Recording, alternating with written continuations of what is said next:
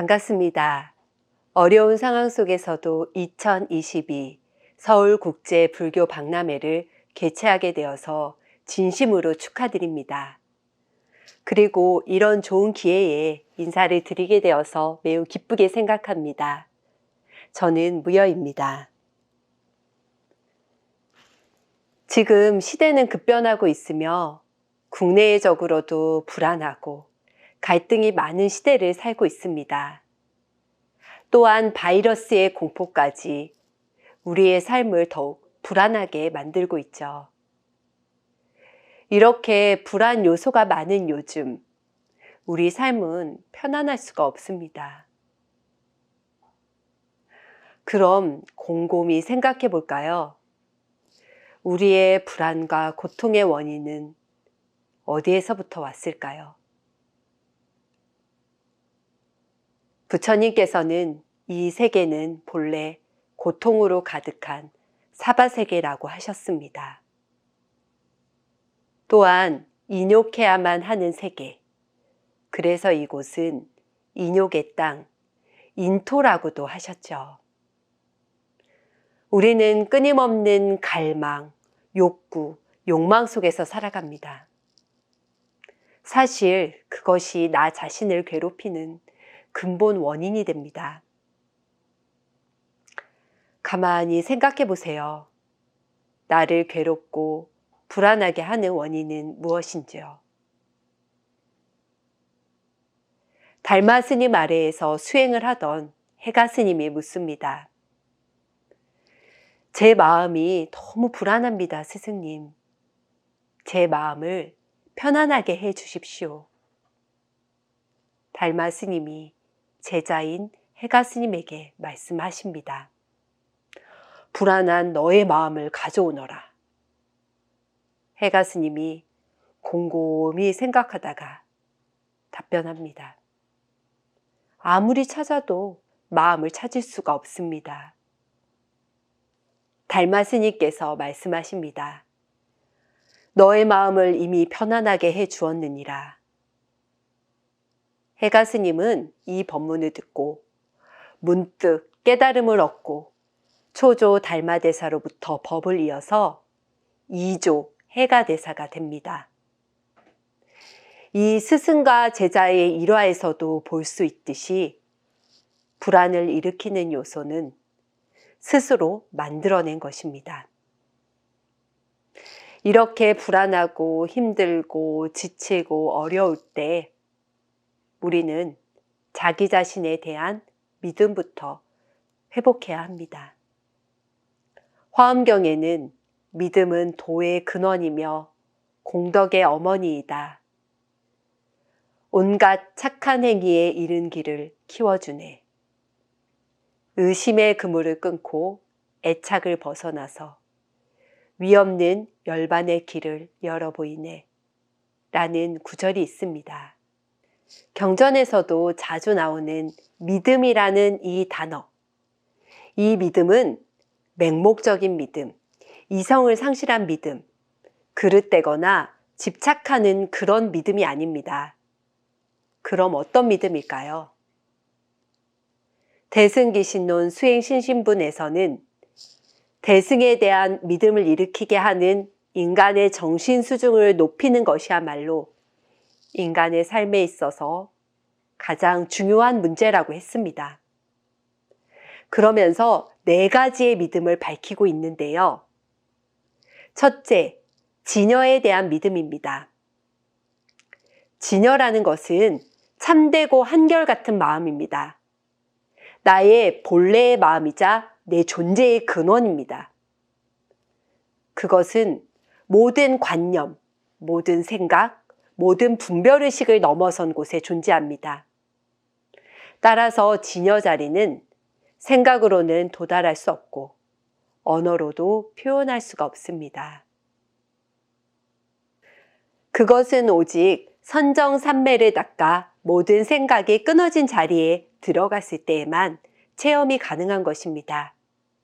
둘째, 부처님에 대한 믿음입니다.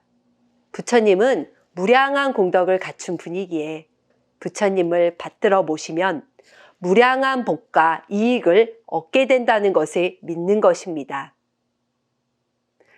그렇기 때문에 항상 부처님의 상호를 떠올려서 가까이 대하며 부처님께 공양을 올리고 절하여 공경하고 그 공덕을 찬탄합니다.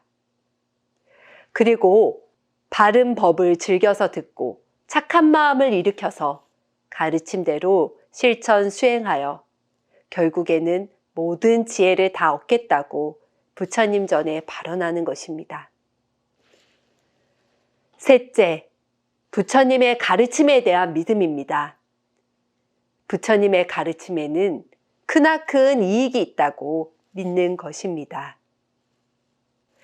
항상 부처님의 가르침을 마음에 새겨서 잊지 않으며 보시, 지계, 인욕, 정진, 선정, 지혜 등의 온갖 바라미를 즐겨서 닦는 것입니다. 넷째, 승가에 대한 믿음입니다. 그것은 자리타행을 올바로 닦아가는 선지식을 믿는 것입니다. 항상 구도자들을 가까이 하여 그들에게 즐겨서 공양을 올리고 올바른 실천 수행법을 구하여 배우는 것입니다. 믿음이란 끊임없이 변하는 몸과 마음, 생각을 믿는 것이 아니라 지금 여기 지혜와 복이 완전하게 부족함을 믿는 것입니다. 지금 여기 이대로 지혜와 복이 완전하다는 것은 바로 평안함입니다. 그것은 완전한 행복입니다. 나의 존재 그대로 완전한 복덕과 지혜를 갖추고 있다는 것을 믿는 것입니다. 내가 과연 그럴 수 있을까? 아니야, 할 수 없어. 이번 생은 글렀어. 이런 포기하는 마음부터 일어나죠. 포기는 자신감을 상실한 마음입니다. 수행을 하는 데 있어서도 가장 방해되는 5가지 마음이 있습니다. 탐, 진, 치, 만, 이 이렇게 5가지인데요. 욕심내는 마음, 성내는 마음, 어리석은 마음, 게으른 마음, 의심하는 마음입니다. 욕심내는 마음은 끊임없는 가래, 욕망을 의미합니다. 하나를 가지고 있는데 또 2개를 탐내고 2개를 가지고 있으면 또 3개를 탐내고 그 욕심은 끝이 없기 때문에 다 채울 수가 없습니다. 성내는 마음은 내 마음대로 되지 않으면 막 짜증내고 화내는 마음입니다. 부글부글 끓어오르는 그런 마음이죠. 한번 화를 내면 100,000가지의 번뇌가 생기고 100,000가지 장애, 마장이 생긴다고 하니 화를 내기 전에 심호흡을 한번 깊이 했으면 좋겠습니다. 어리석은 마음은 깨어있지 못한 마음입니다. 스스로의 마음을 볼 수가 없으니까 마음이 들뜨거나 가라앉게 됩니다. 마음이 너무 들뜨면 산만해지고요. 마음이 너무 가라앉으면 무기력과 우울감에 사로잡히게 됩니다. 그리고 게으른 마음은 열심히 하고자 하지 않고 나태함에 빠지는 마음입니다. 게으름에는 약도 없다고 하죠. 게으른 마음에서 벗어나서 부지런히 하고자 하는 마음을 일으켜야 합니다. 무기력하다면 열정을 일으켜야 합니다. 마지막으로 의심하는 마음입니다. 여기서 말하는 이 의심은 내가 수행해서 이룰 수 있을까?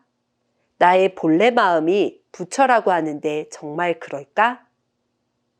왜 나는 이 모양일까? 하면서 끊임없이 머리로 분별을 하니 마음으로는 진정 받아들일 수가 없는 것입니다.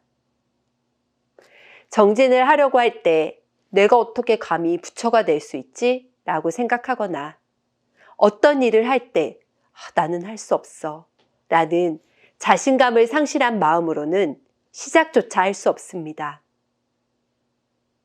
우리는 자신의 본래 자리에 대한 믿음을 회복해야 할 때입니다. 그렇다면 어디에서 자신에 대한 믿음이 나오는 것일까요? 법회에 자주자주 나와서 법문을 듣고 마음속으로 사유하고 참선하고 기도하고 실천하는 것, 그것만이 자신의 믿음을 회복시켜주는 일입니다. 그렇게 꾸준히 하다 보면 내 마음이 변화됩니다. 분별과 집착에 사로잡혀 있던 나의 마음은 변화되어서 내 주변을 변화시키고 또 내 삶 자체를 변화시킵니다. 물론 이것은 하루아침에 되지는 않습니다. 그러나 계속 기도하고 법문 듣고 참선하고 사유하고 실천하다 보면 어느새 변화되어 있습니다. 그러면서 점점 마음이 넓어지기 시작하면서 식견이 넓어지고 그동안 거부했던 것들과 부정적으로 생각하던 그런 것들조차도 긍정적으로 바라볼 수 있게 변화합니다. 자신의 찬 눈으로 사람을 바라보고 또 세상을 바라봅니다. 긍정의 마음, 사랑의 마음이 넘쳐납니다. 아주 촌살만한 마음이 넓어지면서 모든 것을 포용하고 사랑으로 받아들이게 되면서 이해심과 자비심이 생겨납니다. 있는 그대로 받아들일 수 있는 지혜가 열리게 되는 것이죠. 본래의 자신감을 회복한 여러분들은 지금 여기에 항상 마음이 머물게 됩니다. 지혜와 자비의 눈이 열리고 뭐든지 할 수 있다는 그런 가능성, 잠재력을 보게 됩니다. 마음이 과거에 머물러 있지 않으므로 과거에 대한 후회와 번민이 일어나지 않고 마음이 미래에 머물러 있지 않으므로 오지 않은 미래에 대한 쓸데없는 망상에 사로잡히지 않게 됩니다.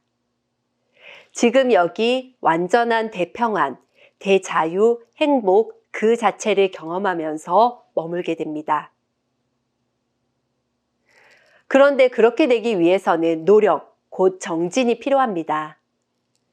그 노력은 나의 본래 마음자리를 믿고 실천하는 것입니다. 불법승, 삼보와 진여, 진리 그 자체에 대한 믿음, 그것을 잊지 말아야 합니다. 아직 다가오지 않은 미래가 막막하고 불안했었다면 지금 당장 자신감을 회복하고 나는 무엇이든지 할 수 있다는 믿음에서부터 시작해야 합니다. 자신감의 시작은 기도와 수행에서부터 시작됩니다. 기도와 수행을 바쁜 일상 속에서도 자기 자신을 성찰하는 시간을 갖는 것입니다. 얽매였던 현실을 잠시 내려놓고 내 삶의 답을 얻을 수 있는 시간이 누구에게나 필요합니다. 물건이 너무 많이 쌓여 있으면 정리정돈을 하듯이 우리 마음도 무언가에 가득 차 있으면 한 번쯤은 비움의 시간이 필요하죠. 마음속에 무엇으로 가득 채워져 있을까요? 한번 생각해 보셨으면 좋겠습니다. 탐내는 마음, 성내는 마음, 어리석은 마음이 가득 차 있다면 자신을 성찰하는 시간을 통해서 탐내는 마음을 베푸는 마음으로 바꾸고 성내는 마음을 이해하는 마음으로 바꾸고 어리석은 마음을 지혜로운 마음으로 바꾸어야겠습니다. 우리는 끊임없이 일어났다 사라지는 마음을 봅니다. 이 마음을 쉬기 위해서는 내려놓음이 필요하죠. 내려놓음. 이것은 쉽지 않은 경지입니다. 조주선사의 방아착이라는 법문도 그런 의미입니다. 한 물건도 가지고 오지 않았을 때 어떻게 합니까? 라는 제자의 말에 조주 스님은 내려놓으라 라고 답변하십니다. 다시 한 물건도 가지지 않았는데 어떻게 방아착을 합니까? 라고 묻는 제자의 말에 조주 스님은 다시 짊어지고 가라 라고 답변하십니다. 방아착, 내려놓는다. 마음을 내려놓으라고 누군가 말하면 그것은 아무것도 하지 않는다는 것을 의미한다고 착각할 수도 있습니다. 하지만 마음을 내려놓고 쉰다는 것은 아무것도 하지 않는 것이 아닙니다. 내 마음이 번뇌로부터 자유로워지는 것, 그것이 바로 진정한 내려놓음이죠. 번뇌로부터 마음이 막 들끓고 있다면 그것은 진정한 내려놓음이 아닙니다. 그러면 어떻게 잠시도 쉬지 않고 그런 외부의 경계를 따라 휩쓸려가는 그런 마음을 들여다보고 잠시라도 마음을 쉴 수 있을까요? 바쁜 일상 속에서 잠시 멈춤. 내 자신을 바라보기입니다. 자신을 바라보는 가장 좋은 시간 중에 하나가 있는데요. 바로 사찰을 참배하는 일입니다. 제가 사찰을 소개하는 일은 우리의 아름다운 사찰을 많은 분들께 알려드리고 함께 사찰의 진면목을 느끼게 해드리고 싶어서였습니다. 저도 예전에 못 가본 사찰들이 굉장히 많기 때문에 제가 전국의 사찰을 다니면서 많은 사찰을 알게 되었습니다. 하나씩 하나씩 사찰을 다니면서 저는 비로소 깨달았습니다. 우리나라가 얼마나 아름다운지, 우리나라의 사찰이 얼마나 귀하고 소중한 우리의 문화유산인지, 얼마나 훌륭한 문화재들이 많이 있는지 말입니다. 아름다운 금수강산에 고즈넉한 곳에 명당 자리에 사찰들이 많이 있습니다. 이 사찰들은 우리나라의 오랜 역사 속에서 함께 흥망성쇠를 겪으면서 그 자리에 늘 있어 왔습니다. 수많은 사람들이 그곳에 가서 위로받고 기도하던 곳입니다. 우리에게 아낌없이 주는 나무처럼 우리의 정서에 큰 버팀목이 되어온 사찰이며 봄, 여름, 가을, 겨울에 뚜렷한 사계절이 있으니 가는 계절마다 다른 풍광으로 참배객들의 마음을 기쁘고 환희롭게 해주는 곳입니다. 사찰에 가면 마음이 저절로 쉬어지고 저절로 평안해지고 기도 수행이 저절로 됩니다. 복잡한 일상 속에서 잠시 여유도 없이 살아온 분들께 휴식과 위로, 위안을 선물로 드립니다. 이렇게 선물 같은 휴식을 사찰을 통해서 만끽하시고 다시 재충전해서 일상으로 돌아와서 거기에서 받은 그런 에너지와 기운으로 살아갈 수가 있습니다. 저는 예전에 유럽을 한 번도 못 가봐서요. 늘 유럽에 대한 그런 로망이 있었는데요. 많은 사찰을 참배한 지금은 유럽보다 우리나라를 더 좋아하게 됐습니다. 우리나라의 뚜렷한 사계절이 더 감사하고 그리고 각 계절에 느낄 수 있는 아름다운 자연과 한 폭의 그림처럼 어우러져 있는 사찰이 훨씬 좋습니다. 산사에 가면 맑은 공기를 원 없이 마실 수 있습니다. 그때 나의 몸은 생기가 도는 듯하죠. 우리의 몸은 자연과 하나가 되는 듯합니다. 가끔씩 산사에 가면 행복감을 느끼게 됩니다. 그러나 만약 그런 산사에 산다면 매일 즐거울까요? 아마 다시 도시가 그리워질 것입니다. 잊었던 일상이 생각나고 그리워질 것입니다. 매일매일 같은 일상 속에서는 감사한 마음이 일어나기가 어렵습니다. 지금 현실보다 더 불편한 상황이나 어려운 환경을 만나게 되면 그때 비로소 깨닫습니다. 일상의 감사함을 말입니다. 우리는 지금 많은 것을 소유하고 살아가고 있습니다. 그것에 대한 감사함과 지금 가지고 있는 것에 대한 만족감을 느끼고 있는지요? 사람의 마음은 끊임없이 새로운 것을 추구하고 불만족스럽기 마련입니다. 그래서 계속해서 무언가를 갈구하고 채우는 데에 집중합니다. 사람의 끊임없는 욕망, 욕심에 대해서 부처님께서는 가래라고 표현했습니다. 가래, 목마름, 끊임없는 욕망입니다. 우리는 그 가래 때문에 끊임없이 윤회하면서 고통을 받는다고 하셨습니다. 저는 우리의 욕망이 끝이 없다는 것을 압니다. 끝없이 불만족스럽기 때문에 계속 새로운 것을 필요로 하고 있죠. 우리가 소유하고 있는 모든 것이 그렇습니다. 하지만 저는 진정으로 우리가 무엇을 채워야 할지를 한 번쯤 생각해 봐야 할 것 같습니다. 돈으로 살 수 없는 것도 많습니다. 그것이 무엇일까요? 돈으로는 사랑, 감사, 배려, 이해, 신의, 그리고 친구, 가족을 살 수 없습니다. 사람의 마음을 돈으로 산다면 그것은 진정한 마음이 아니겠죠. 왜냐하면 돈이 없다면 그 마음은 떠나가는 것입니다. 우리의 인간관계는 진정한 마음으로 채워야 오래 갈 수 있습니다. 내 자신에 대한 성찰, 그것은 내려놓는 마음으로 가능합니다.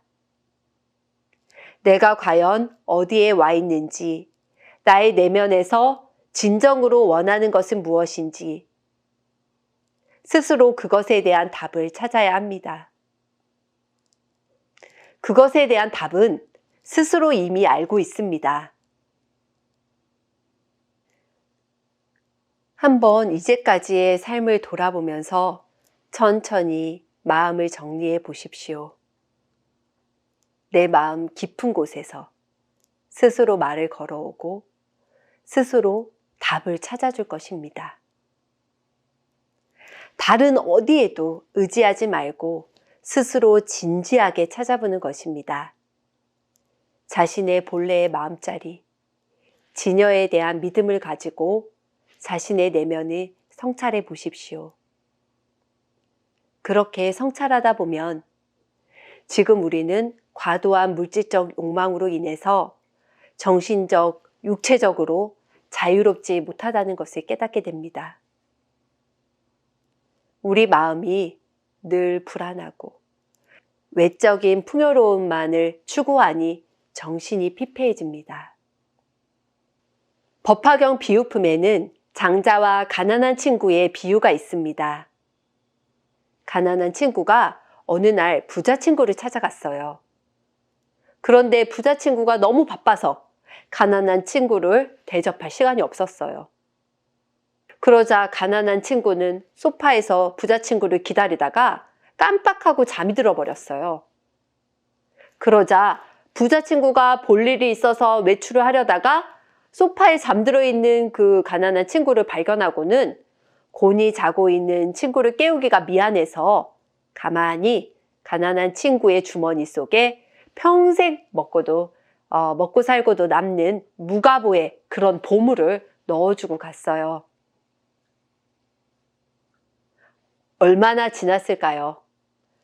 한참 만에 잠에서 깬 가난한 친구는 부자 친구가 또 일이 있어서 밖에 나간 것을 알고 그대로 집으로 돌아갔습니다. 많은 세월이 흐른 다음 어느 날 길에서 우연히 부자 친구와 가난한 친구가 만나게 되었습니다. 가난한 친구는 여전히 초라한 행색이었는데요. 이를 본 부자 친구가 의아해하며 물었습니다.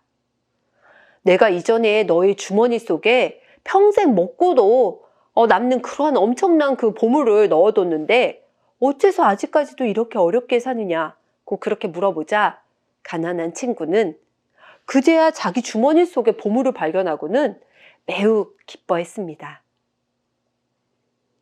이 비유는 우리도 이 가난한 친구와 마찬가지로 자기 내면의 소중한 보물에 대한 존재를 모르는 채 당장 눈앞의 물질적인 욕망에 사로잡혀서 하루하루를 보내고 있습니다. 떨어지는 달콤한 꿀의 유혹을 즐기면서 밤낮으로 세월이 흘러가고 있는 것을 깨닫지 못하고 있는 것입니다. 이것이 바로 자승자박입니다. 스스로 지어놓은 굴레이며 스스로 괴롭게 되는 것입니다. 본래 마음을 찾지 못하면 늘 괴롭습니다. 우리는 눈앞의 이익과 손해에 급급합니다. 욕심을 채우기만 하면 인생을 망칠 수도 있습니다. 지금 당장 손해를 본다고 해서 그것이 영원히 손해를 보는 일도 아니고, 지금 당장 이익을 얻는다고 해서 그것이 영원히 이익을 보는 일도 아닙니다. 지금 손해를 본 것 같지만 지나고 나면 그것이 오히려 나에게 이익이 되기도 하고, 지금 당장은 이익을 얻는 것 같지만 지나고 보면은 오히려 나에게 독이 될 수도 있습니다. 우리의 삶은 좋은 일만 있지도 않고 불행한 일만 있지도 않습니다. 행운이라고 생각한 일도 지나고 보면 불행한 일이 때가 있고, 불행한 일이라고 생각한 일도 지나고 보면 행운인 일도 있죠. 우리의 인생은 오르막길, 내리막길, 오르막길, 내리막길입니다. 늘 오르막길이지도 않고 늘 내리막길이지도 않습니다. 살다 보면 돌부리에 걸려서 넘어지기도 하고요. 살다 보면 파이 웅덩이 같은 데에 빠질 수도 있습니다. 하지만 그렇다고 너무 슬퍼하지 마십시오. 열반경에는 흑암녀 공덕천의 이야기가 나옵니다. 한 장자의 집에 아리따운 그런 아가씨가 찾아와서 막 대문을 두드립니다. 장자가 문을 열어주면서 누구냐고 묻습니다. 그 여인은 이렇게 말합니다. 저는 공덕천이라고 하는데 당신 집안에 행운과 재물을 가져다 주며 행복한 일만 가져다 두는 사람입니다. 장자는 너무 기뻐하면서 공덕천 여인에게 어서 들어오세요, 어서 들어오세요 라고 재촉합니다. 그런데 바로 뒤에 검은 옷을 입은 아주 험상궂은 여인이 따라 들어옵니다. 장자는 그 여인을 막으면서 지금 누군데 함부로 남의 집에 들어오십니까? 라고 묻습니다. 그 여인은 이렇게 대답합니다. 저는 흑암녀라고 하는데요. 저는 당신 집안에 불행한 일이나 사람이 아프거나 죽거나 하는 좋지 않은 일을 가져다 주는 사람입니다. 장자가 그 말을 듣고 깜짝 놀라면서 그녀를 내쫓으려고 하자 흑암녀가 말합니다. 나는 앞에 공덕천 언니와 늘 붙어 다니는 자매입니다. 우리는 잠시도 떨어질 수 없는 사이예요. 방금 들었던 이 흑암녀, 공덕천의 이야기에서도 볼 수 있듯이 좋은 일에는 좋지 않은 일도 함께 따르는 법입니다. 예를 들어서 복권이 당첨됐습니다. 복권이 당첨된 것은 매우 좋은 일인데요. 그 다음이 문제입니다.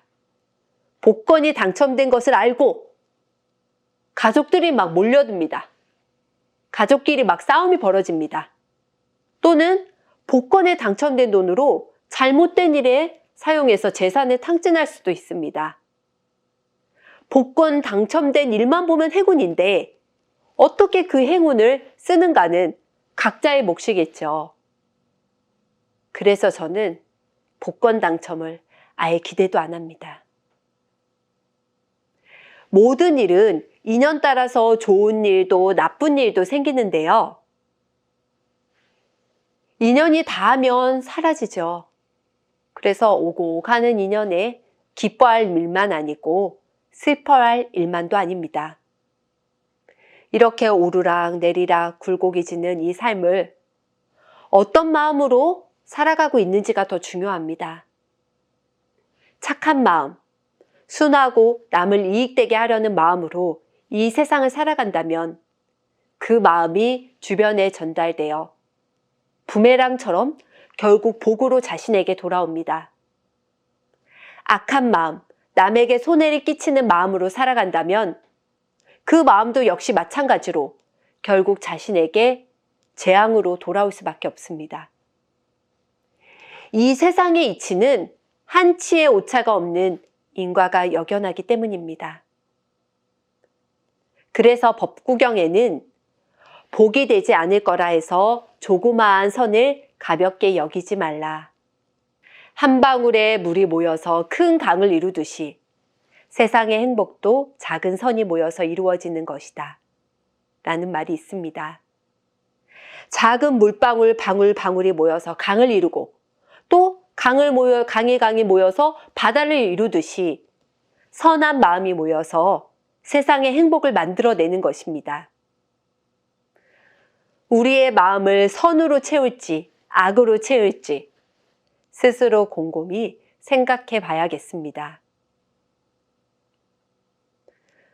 부처님의 제자 가운데 주리반탁이라는 제자가 있는데 머리가 아주 좋지가 않아서 부처님의 개송을 잘 외우지 못했습니다.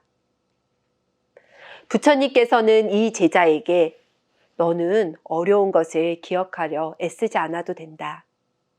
쉽고 간단한 구절을 알려줄 테니 늘 염송하면서 새기도록 하여라 하시면서 빗자루를 주면서 청소하면서 먼지를 닦고 때를 씻어라 라는 개송을 알려주었습니다. 먼지를 닦고 때를 씻어라 라는 말을 열심히 외우면서 부지런히 먼지를 닦고 쓸면서 그렇게 즐겁게 일했습니다. 오랫동안 이 한 빗자루와 그리고 한 구절의 사색에만 전념하다가 드디어 자신의 마음에 때와 먼지를 말끔하게 씻어서 도를 이루게 됩니다. 복잡한 개송을 알지 못하더라도 깨달음을 얻은 주리반탁의 이야기를 들으니 마음이 조금 안심되지 않나요? 누구나 실천하기만 하면 깨달음을 얻을 수 있는 이 길이 바로 여기에 펼쳐져 있습니다. 불교는 복잡한 것이 아니고 쉬운 것입니다. 마음을 깨닫기 위한 것이죠. 생각에 보리심이면 가는 곳마다 안락한 곳이라는 개송이 있습니다. 깨달음에 마음을 둔다면 언제나 청정도량에 머물러 있는 것이죠. 한 생각이 청정하면 온 세상이 청정하게 됩니다. 모든 것은 마음에서부터 나온 것입니다.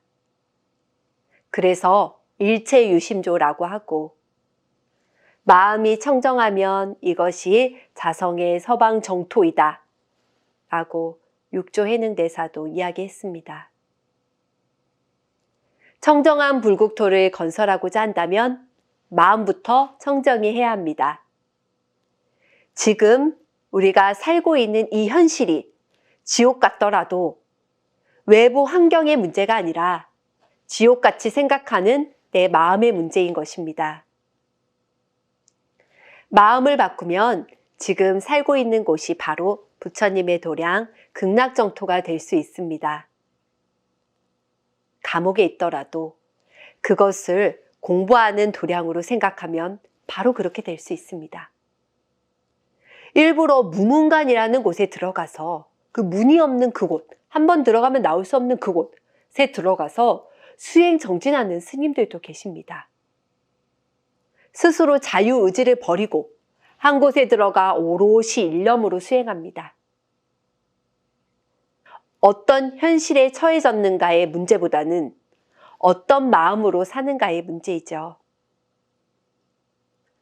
궁전 같은 집, 대궐 같은 집에 살더라도 마음이 불편하면 그곳은 궁전도 아니고 대궐도 아닙니다. 작은 집, 초라한 집에 살더라도 마음이 행복하면 그곳은 극락이나 다름이 없습니다. 어디에 머물고 있는지가 중요한 것이 아니라 지금 현재 마음이 안식한지가 더 중요합니다. 지금 늘 불안하고 불행하다고 생각한다면 그 마음은 내 자신이 만들어낸 것입니다. 이 현재에 행복하지 않다면 그 어디에도 행복은 따로 없습니다. 임재선사는 내 인생에서 가장 행복한 날은 바로 오늘이고 내 삶의 가장 절정의 날도 바로 오늘이며 내 생에 가장 소중한 날도 바로 오늘, 지금 이 순간이다. 어제는 지나간 오늘이고 내일은 다가오는 오늘이다. 그러므로 오늘 하루하루를 삶의 전부로 느끼면서 살아야 한다고 했습니다. 또한 숭산스님께서도 제자들에게 오직 할 뿐, only just do it 이라는 화두를 많이 주셨는데요. 어떤 일을 하든지 거기에만 마음을 두고 몰입하면 그것이 바로 참선입니다.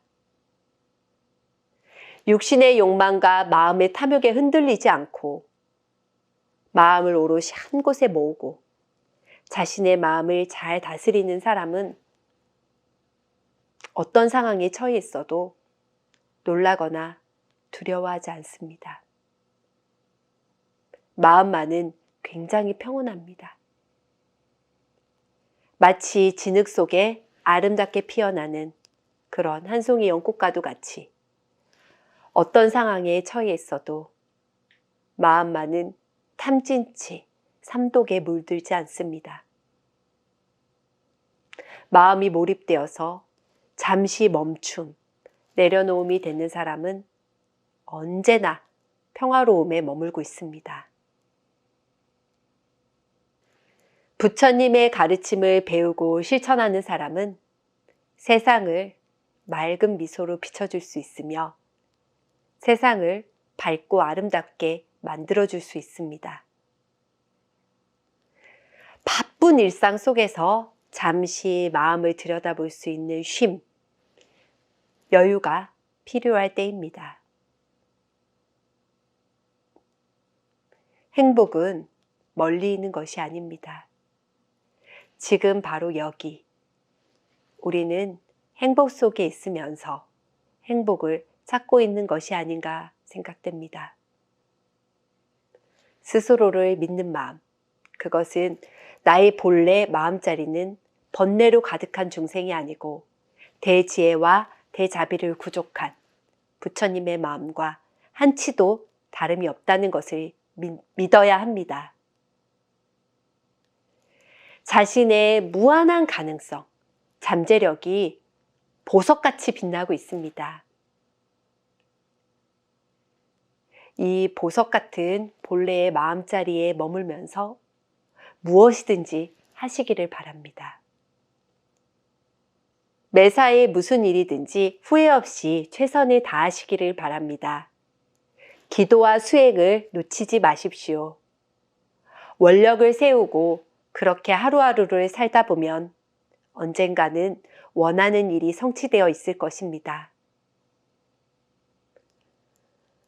지금 코로나가 장기화되면서 많은 분들이 몸도 마음도 많이 지쳐 있습니다.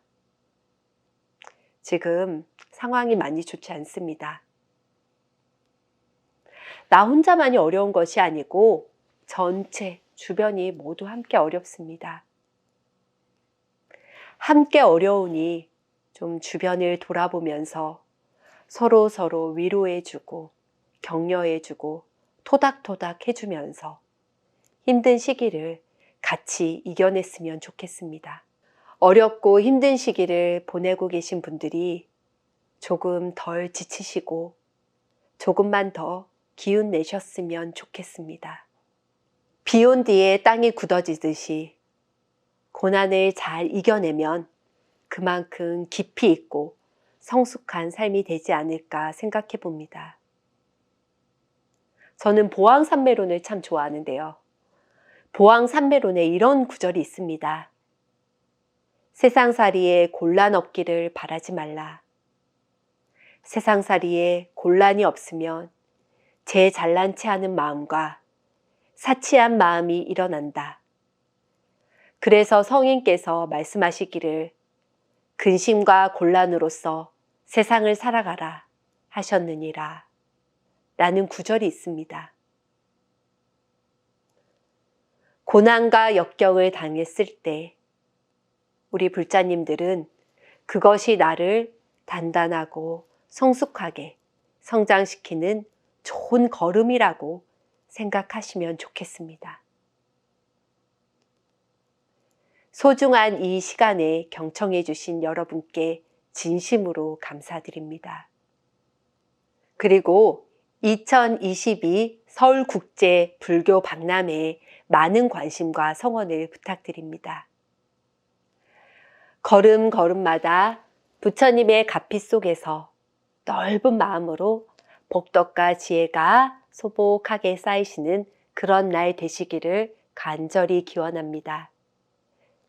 날마다 좋은 날 되세요.